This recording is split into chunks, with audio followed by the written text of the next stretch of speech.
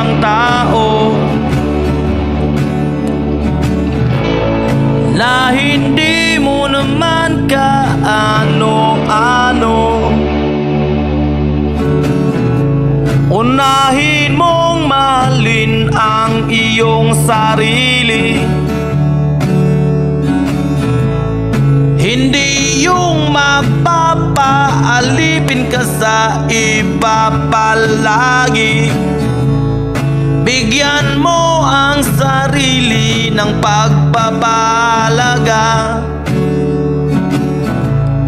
Oras mo ay huwag ubusin sa iba.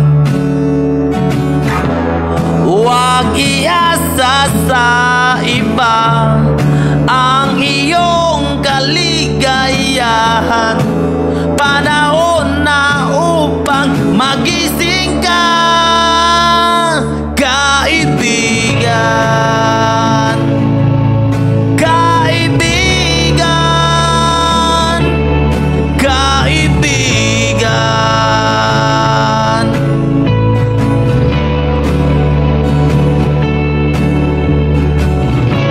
Huwag mong ihambing ang sarili mo sa iba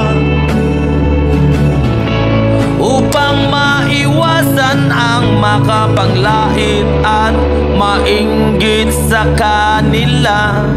Sa halip ay sikapin mo ang buhay ay mapabuti, at huwag kalimutang magdasal sa Panginoon palagi. Palagi, palagi.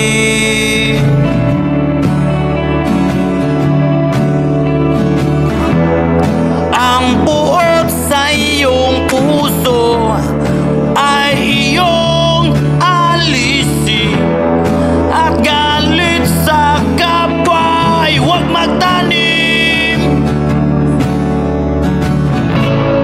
sapagkat ang galit at buot ay nagsisilbing hadlang sa pagkakaroon ng panatag na puso at isipan.